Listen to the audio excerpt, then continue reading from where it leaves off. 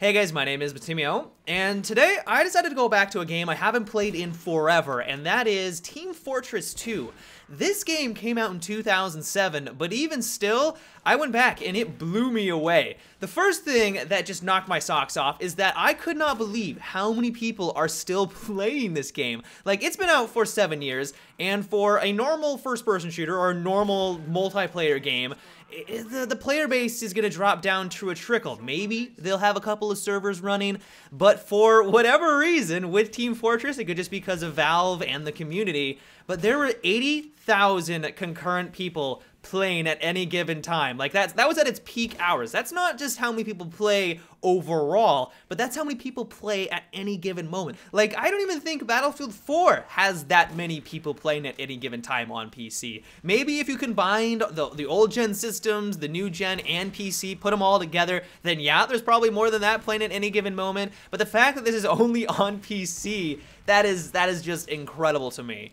And another thing that blew me away is how much more they've flushed out and how many more weapons are in this game. Like, when I picked this up all the way back in 2007, I still remember it. I was a freshman in college. It was winter break. I had nothing to do. And so I walked to my local GameStop. It was snowing outside. It took me basically 2 hours to get there, another 2 hours back, so a 4-hour round trip. But it was worth it because I was able to pick up this gem of a game. But back then, there wasn't a whole lot of customization for the classes. Like, if you wanted to play as the medic, you just got the basic kit. And while at the end of my playtime with the game, they slowly started to add a couple new weapons here and there, I was not expecting the overload of not only hats. Like, I knew there was going to be a lot of hats. That's what everyone rages about when they think about Team Fortress 2. But there are just a ridiculous amount of different weapons. And what was nice about it is that they seem to be well balanced. Like, all of them have their positives and negatives. Like, if you use a certain weapon that maybe does 25% more damage if you hit them from behind, it also has a negative attribute that you also take 25% more damage, or you just have 25% less health. Like, they always do a min-max type of thing where it allows you to tailor it to your playstyle or a different role than you normally would, but at the same time doesn't give you just an inherent advantage over everyone else who hasn't been playing since day one. And so I really like that about Team Fortress 2. And the first time, I still laugh when I think about this, the first time I came across a demo man who busts out like this gigantic, I don't know, it's like samurai sword, some sort of sword. I was like, what is he gonna do with that? And all of a sudden, he just booked it straight towards me. I can't remember what I was playing, but then he just like slashed me in the face. I died instantaneously. And I was like, what the hell was that? Like, where did that come from? So it's clear that they truly have added a lot more variety into this game, a lot of crazy weapons. I don't think I've really unlocked any at this point. I don't know exactly how the unlock system works. I know that you can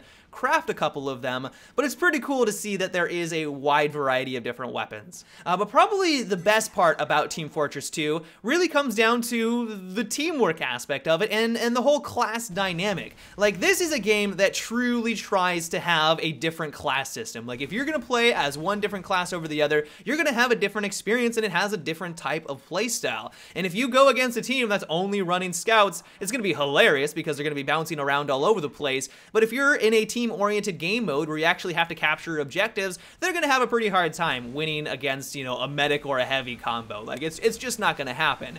And so it's that type of teamwork that must be why so many people still love this game. It could be just the hats. Like, I could be completely wrong and everyone is just trying to get as many hats as they possibly can. But I think it just comes down to the core gameplay itself that's just extremely satisfying. Like, you know, when you jump into Team Fortress 2, you're gonna have a good time. It's well balanced. There's class dynamic there. You can have a different role every single round, have a different play style. It's got a good netcode system, great frames per second. It's got an amazing art style. Like, this truly is an amazing game, and I guess just all these different things combining together has allowed it to last through the ages. Like, 7 years for a shooter is just ridiculous, and to have 80,000 concurrent players at any given moment, it's apparent that Valve just hit this out of the park, and it's got to be not only due to the facts that I just mentioned, session, but just the community in itself. And so during my play session, one of the things that I had to try out were the custom maps. Like, the community has some pretty ridiculous maps. They mess with the settings. They have a completely different layout.